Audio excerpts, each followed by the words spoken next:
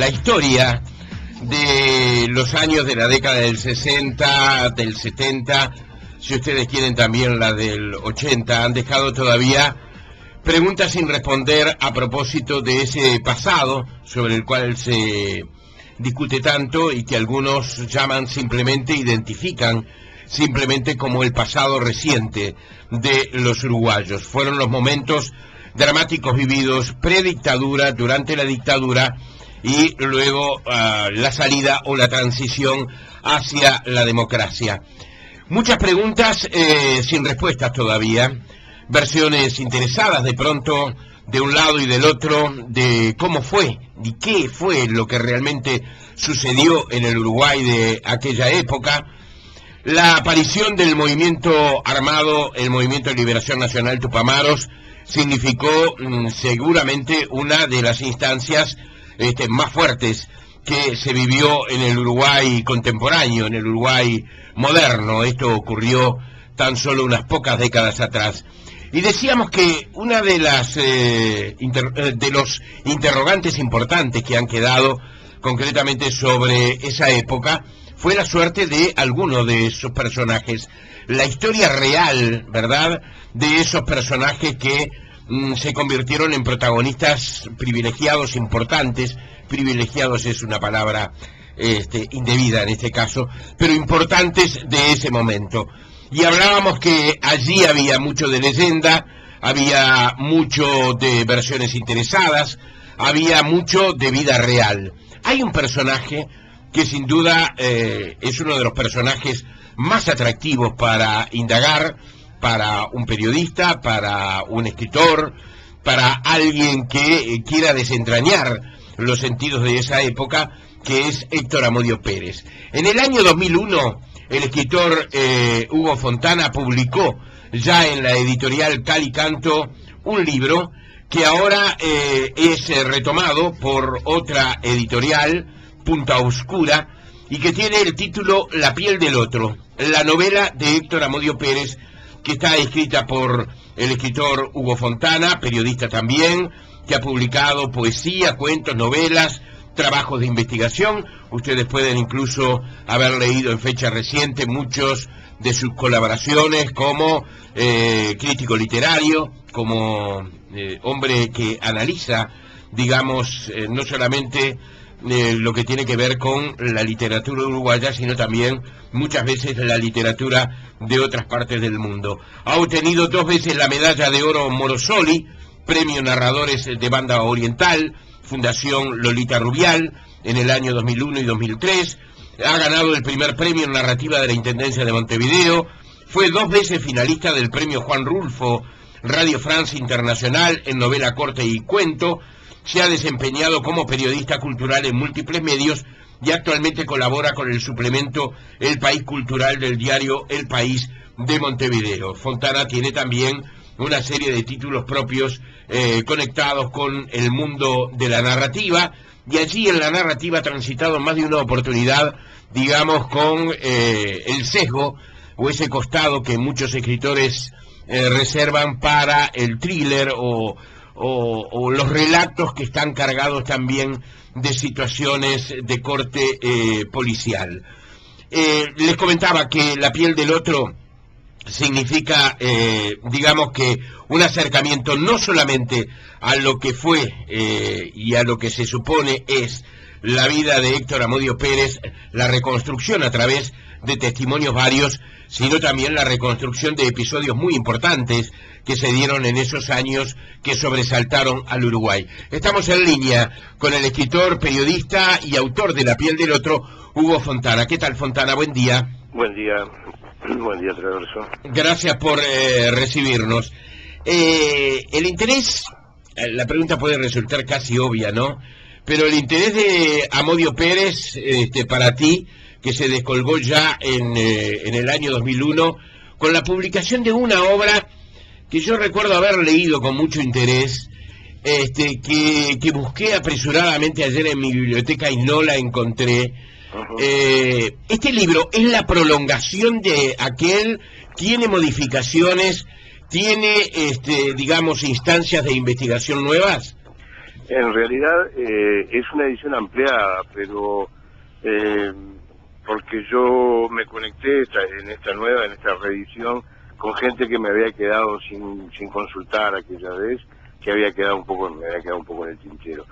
En realidad, objetivamente, desde 2001 a 2012, con el paradero de Amodio, digamos, con todo ese misterio que hay alrededor de su figura, no ha cambiado, ha permanecido igual, no hay novedades, digamos. Yo sí creo que, de todas maneras, el Uruguay de hace 11 años es muy distinto a este Uruguay de hoy, por lo cual el libro también es muy distinto. El libro encierra una serie de símbolos, de cuestionamientos, de preguntas que de pronto se potencian más hoy que hace 10 u 11 años. La figura de Amodio Pérez fue una figura, digamos, muy destacada en aquellos años, y fue muy destacada luego en los siguientes años a su abandono del Movimiento de Liberación Nacional, ¿no? Yo te debería decir que mi interés por escribir este libro y por abordar la figura, más que por hacer un relevamiento histórico o un acto de investigación sobre la memoria, como se le llama hoy, fue bastante diferente. Digo, me interesaba más el ser humano ese que encierra tanta contradicción, como todos el resto de los seres humanos. Pero la traición, el engaño, son condiciones que de algún modo todos en algún momento ejercemos, obviamente con mayor gravedad. Claro. Entonces digo, la gran pregunta era cómo un individuo que en cuestión de 4 o 5 años sobre su figura se depositaron tantos poderes, digamos, ¿no? Porque cuando era en la década del 60 como integrante del MLN, por ejemplo, la prensa, la policía, lo tenía en un respeto, en el sentido de que cuando él estaba, se sabía que él estaba en la acción tenía determinados ribetes y determinadas características. Él era un logístico, digamos, ¿no? Las acciones, las operaciones que él preparaba generalmente salían todas bien, sin ningún tipo de pérdidas para ninguno de los dos bandos, digamos. Claro. Después, acercándose el 71 al 72, se convierte una especie de enemigo de la democracia de toda la clase política.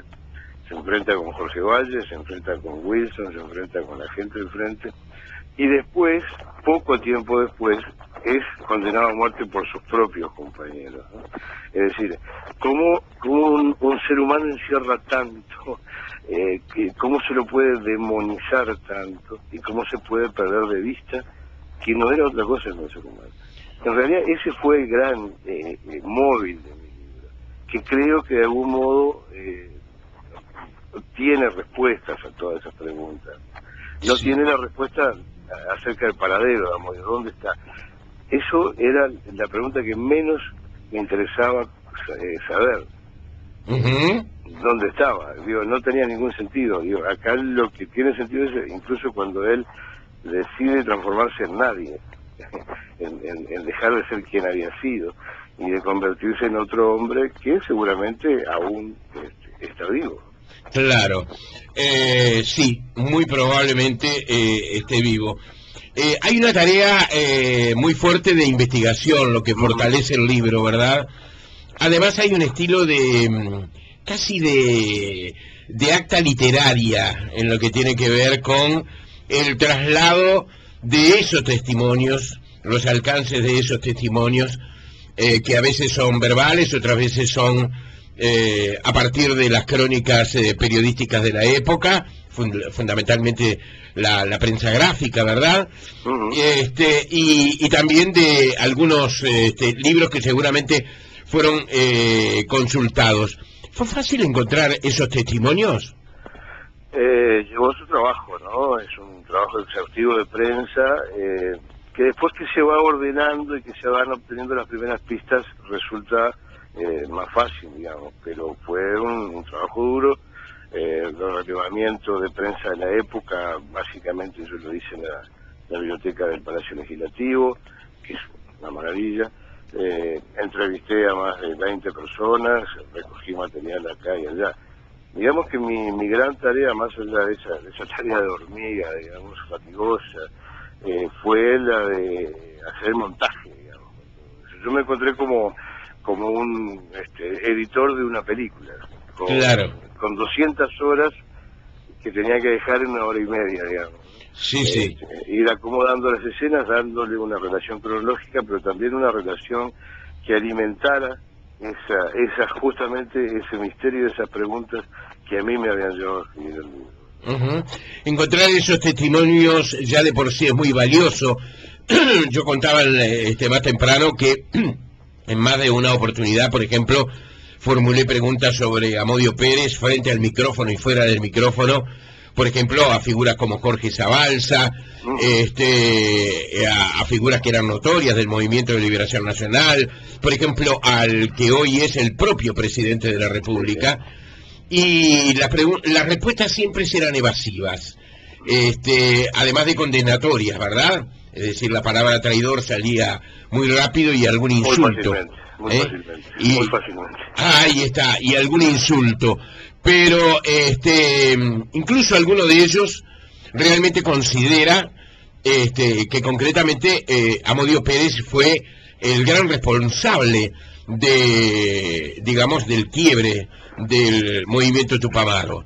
Es decir, bueno, eso en el libro queda bastante en tela de juicio, ¿verdad? Digo, cuando Amodio cae preso por última vez, que es cuando negocia con ciertos sectores del ejército, el MLN militarmente ya estaba prácticamente destruido, y muchos de los lugares, los berretines, digamos, y todo ese tipo de cosas que aparentemente Amodio habría entregado, estaban vacíos y desactivados. Claro.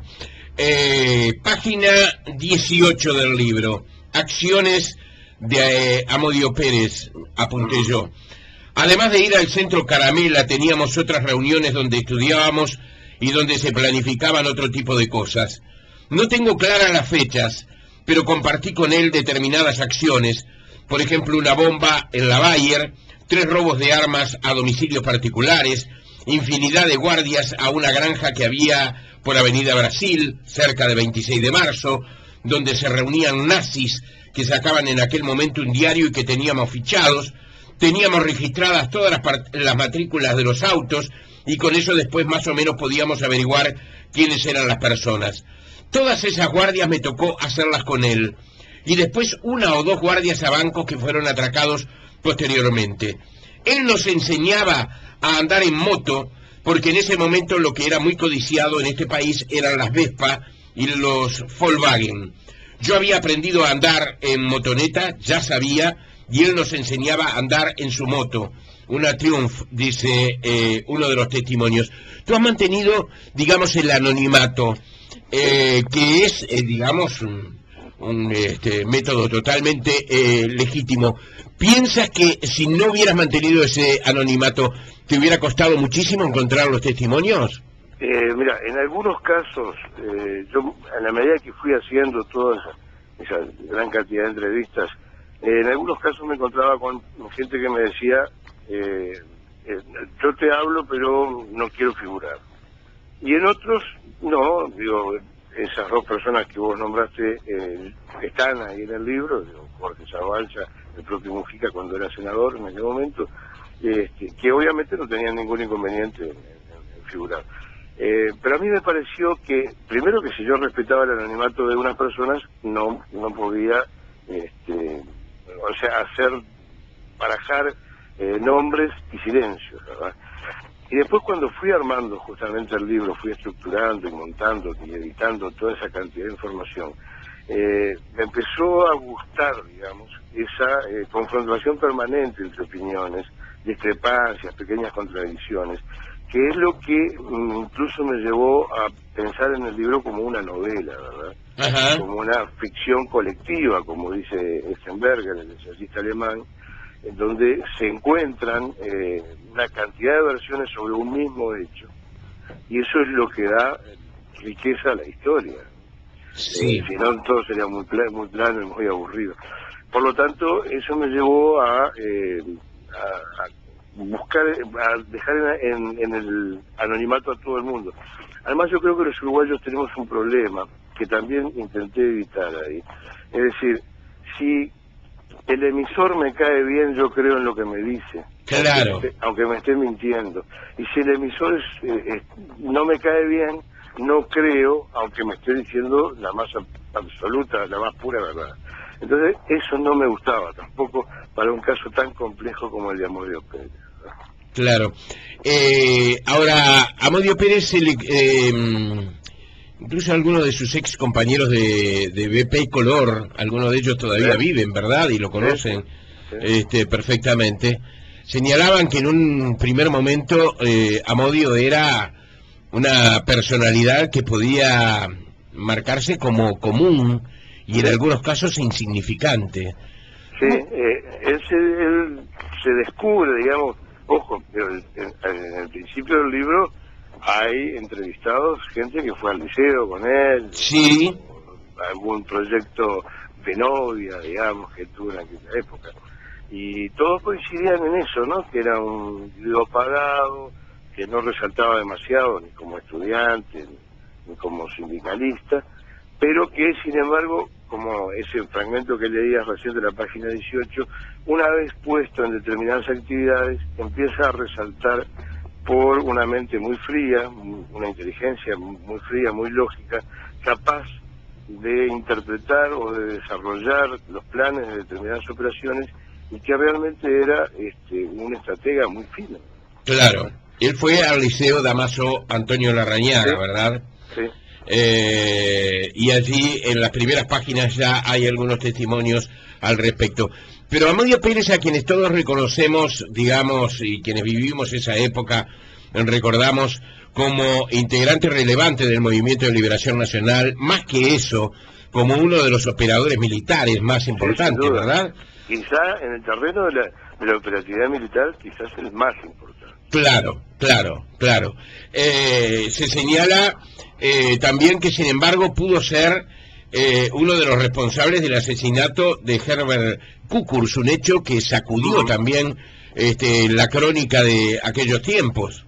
Sí, sin duda. Bueno, ahí en ese caso también hay versiones de todo tipo, como que era imposible, como que sí fue, como que la ex esposa, toda una pila de cosas.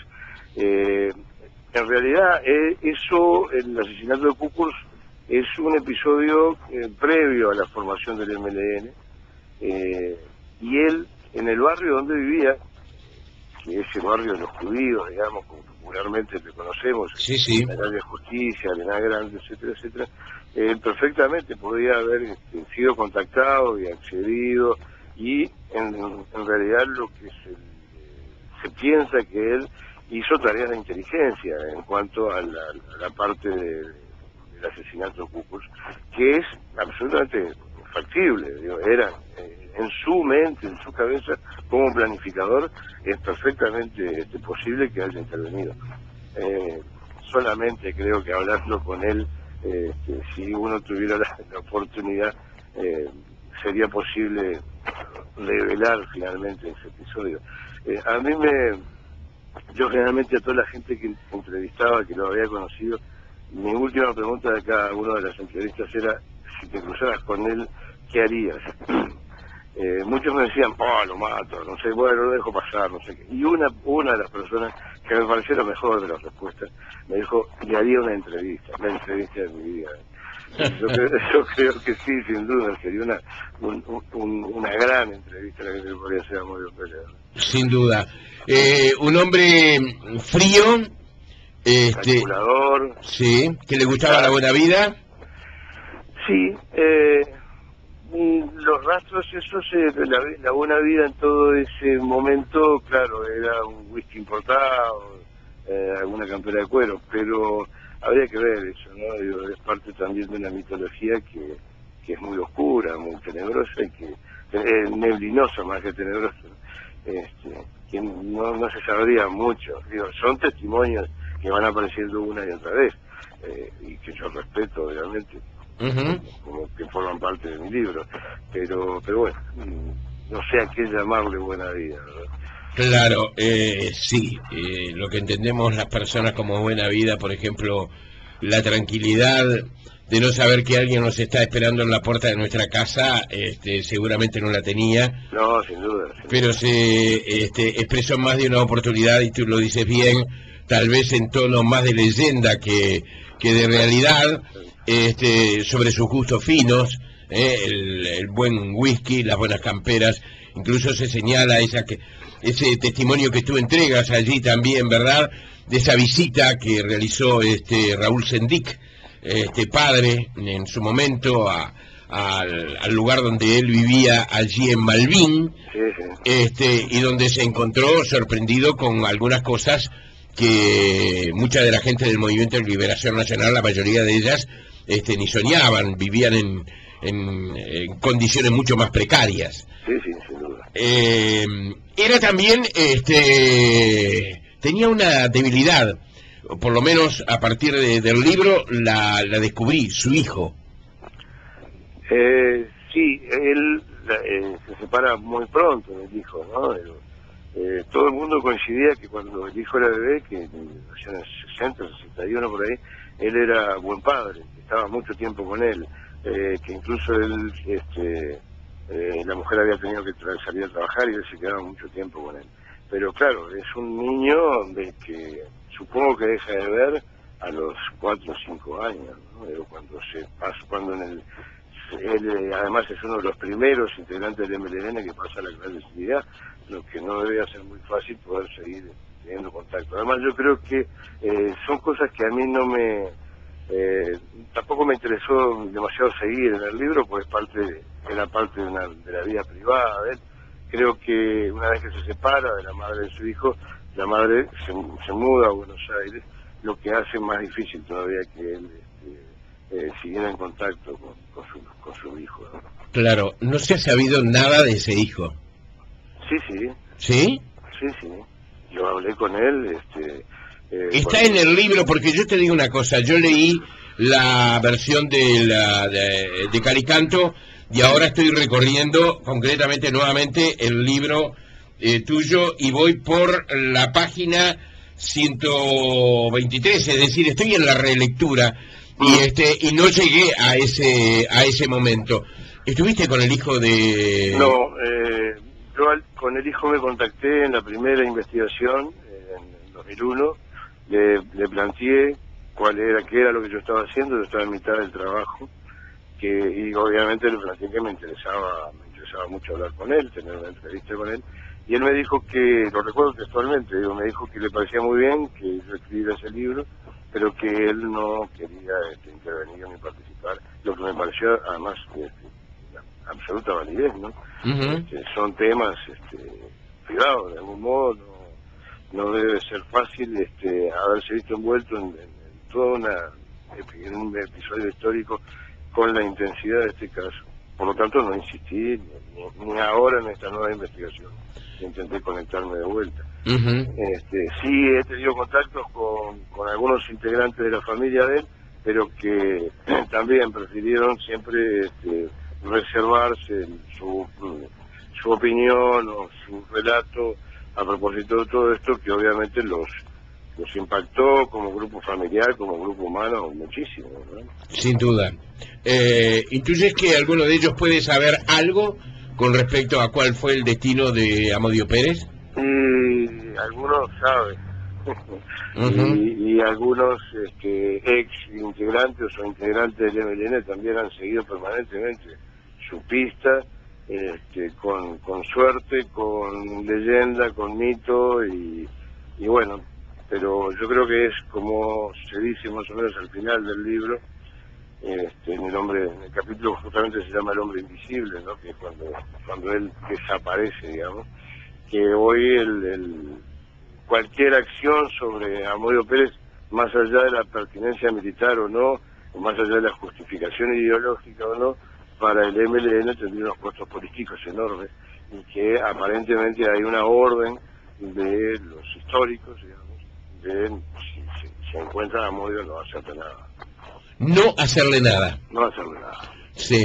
El hoy presidente Mujica me dijo que la última versión que había escuchado era que estaba en España. Esto me lo dijo, creo que en una entrevista que le realicé el día que cumplía 70 años Mujica. No, el último rastro de Amodio en España es de fines de los 70. Ajá. Que ahí también en el libro está todo detallado, que incluso hay un grupo que estaba en París, un grupo de tupamaros o guerrilleros exiliados en París, que forman un comando, un pequeño comando para hacer inteligencia sobre los movimientos de Amodio, que él detecta que lo están vigilando y que se va inmediatamente, y que ahí es el último, la última vez que Amodio aparece como Amodio, digamos, y que desde ese entonces él opta justamente por convertirse en nadie, o en otra persona por lo menos. Claro. Pero es a fines de los 70. Eso a fines de los 70. ¿Y más cercanamente has tenido alguna pista más, no? Y más cercanamente hay pistas que Centroamérica. No, bueno, eso fue toda lo de la bomba al comandante Cero, Edén Pastora, fue un invento de Conosur Press, que en su momento sacó un comunicado cuando habían atentado efectivamente contra Pastora. Inventaron que estaría Amodio Pérez como integrante de la CIA, ese tipo de cosas que siempre se habían dicho, a ver si él, con el solo objeto, absolutamente mentira, ¿verdad?, con el solo objeto de ver si él en algún lugar del mundo daba señas de movimientos de inquietud y eso, como para poder detectarlo. Pero no se tiene ninguna pista de que pueda estar o haya podido estar en Centroamérica. Yo creo además que no tengo la sensación, ¿no?, un poco por las características y por lo que fue todo el episodio de negociación que él hizo en la interna con algunos sectores del ejército, que él se fue del país, pero no para seguir interviniendo en movimientos políticos o en episodios políticos, sino para irse a vivir, hacer sus cosas y no sé qué cosas, y está. Sí. Pero también hay versiones de que a propósito del episodio del asesinato de Kukurs, él estaría exiliado en Israel, protegido por el Mossad, etcétera, etcétera. También hay otras versiones de que él estaría en un país del Cono Sur. Bueno, las versiones son múltiples.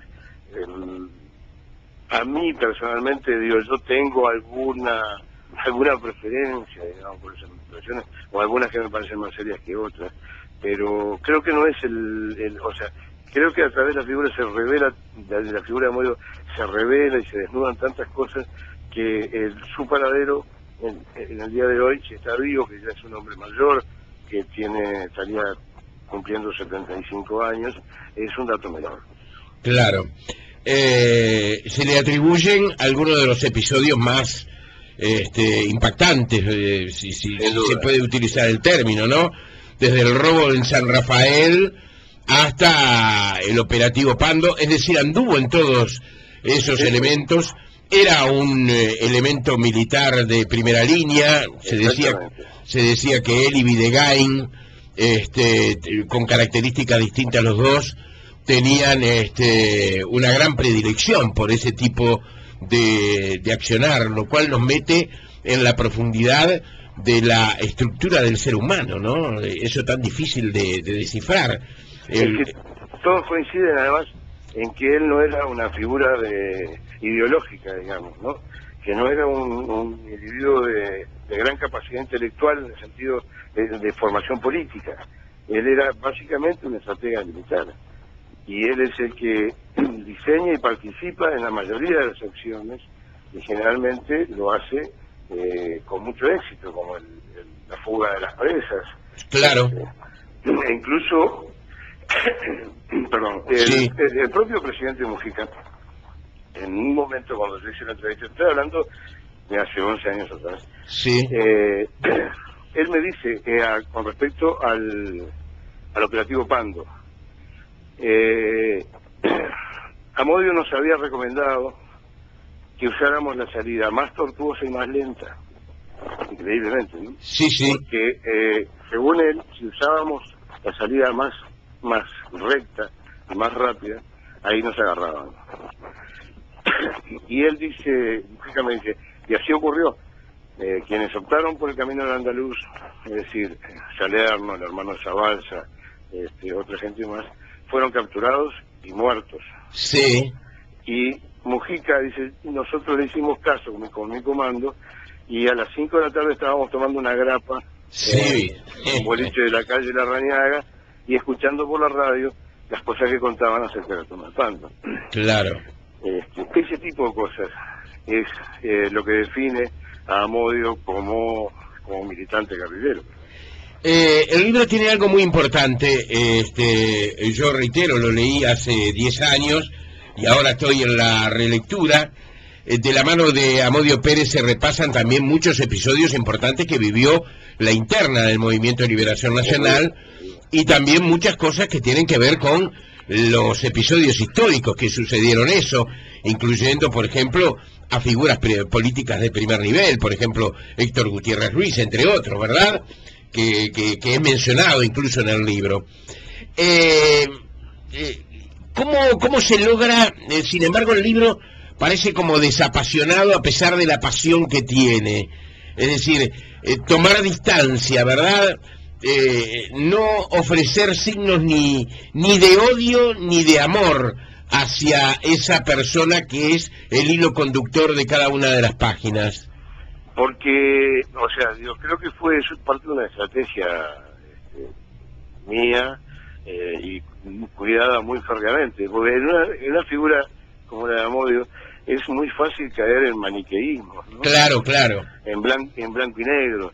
Y yo creo que todos los hombres tienen una condición que nos puede molestar, nos puede dar asco, nos puede maravillar, lo que fuere, pero que merecen una lectura múltiple. Sí. De ahí la estructura del libro y de ahí la idea de que es una novela, aunque yo como escritor no escribí absolutamente nada, ni una palabra. Es decir, sí trabajé con las entrevistas, sí las edité, las corregí, pero no corregí, por ejemplo, el material de prensa que transcribo, porque si bien hay una cantidad de errores gramaticales, incluso sintácticos, están escritos, son notas que salían en el diario de la noche, por ejemplo, por poner un ejemplo muy tópico, y que el periodista lo tenía que escribir a media hora de haber ocurrido los hechos y media hora antes de que las rotativas lo estaban esperando, ¿no? Claro. Entonces, todo tiene ese color y que yo traté de que se conservara, y de ahí es de donde parte mi noción de novela. Más allá, te digo, que es de que yo no creé personaje alguno, ni inventé, no hay nada Está que claro. yo haya inventado de mi parte, ¿verdad? Claro. Te pido una breve pausa. Presentó INEFOP. Inscribite sus cursos gratuitos al 0800 87 86 o en inefop.org.uy.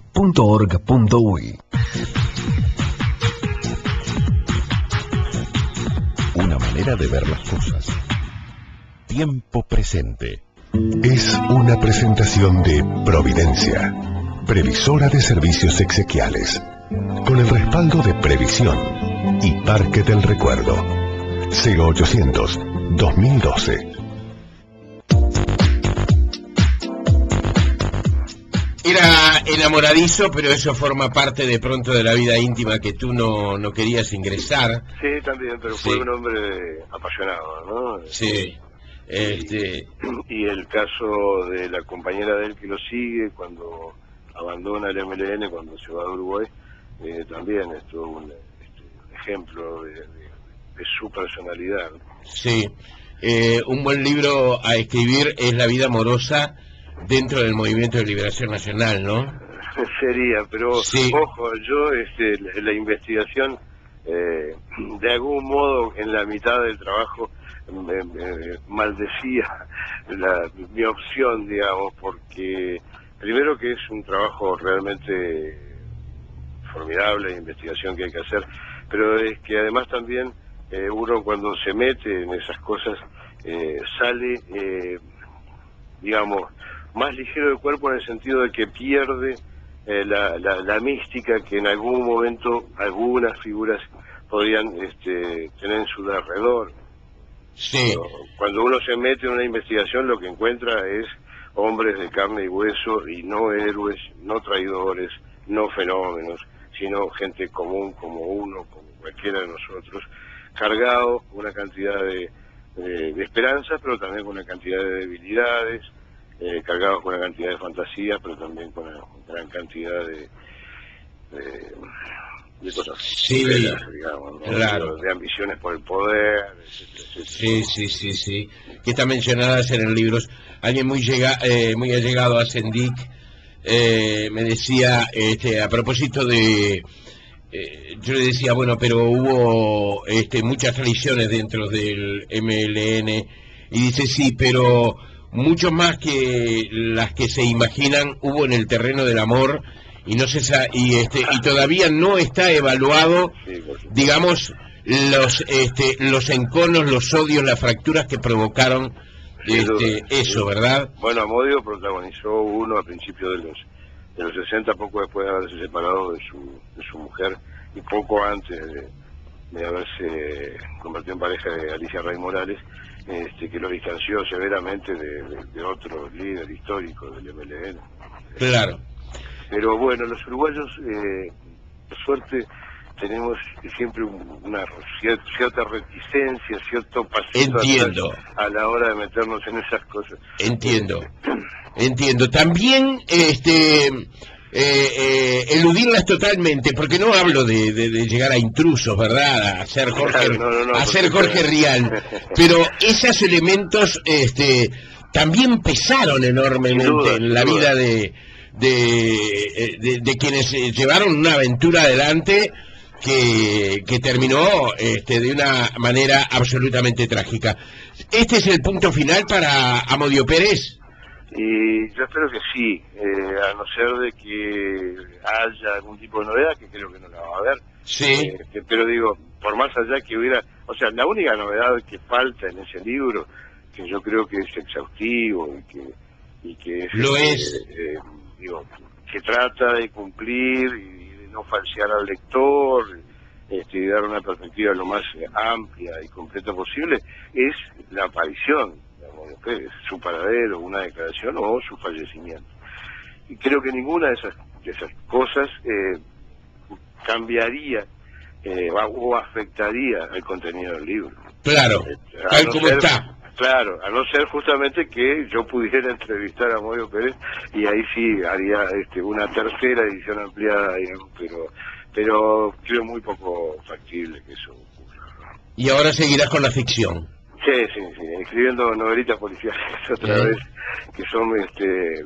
No son novelitas policiales, el género es muy digno, ¿eh? No, por supuesto, además yo soy un apasionado, pero te digo eso, novelitas porque son un poco más amables, digamos, a la hora de trabajar con ellas, e incluso pasarse meses escribiéndolas, que este libro, que es un libro áspero, digamos, sí, como fatigante, ¿no? Sí, y valioso, en medio de muchos libros que han aparecido sobre esa época. La piel del otro le permite al lector tener muchos indicadores, además muy bien organizados, sobre un momento que vivió nuestro país. Reitero el título, La piel del otro, la novela de Héctor Amodio Pérez, ha sido editado por Punta Oscura. Es un sello nuevo, ¿verdad? Es un sello inventado. Bien. Eso es parte también de que el Uruguay es diferente y de que el libro es diferente. En realidad es una revisión que yo emprendo. Punta Oscura Ediciones aparece en mi última novela, En Tierra Firme, la que el año pasado publicó Mondadori, que es un invento acerca de un escritor que había publicado un libro de cuentos, etcétera, y por alguna razón se me había ocurrido ese sello. A la hora de reeditar este libro, pensé en ese sello, y me pareció de algún modo simpático también usarlo, pero bueno, es lo que yo te digo, este libro hoy aparentemente es más complejo, más rico, más provocador, digamos, sí, que hace 11 años, ¿verdad? Y entonces, digo, eso fue lo que me impulsa también a hacer una edición una revisión. Bien, lectura recomendada, La piel del otro, la novela de Héctor Amodio Pérez, su autor Hugo Fontana, estuvo en Tiempo Presente. Que tengas buena jornada, Hugo. Bueno, muchísimas gracias. Chau, chau, hasta pronto, Chau. adiós, chau, chau.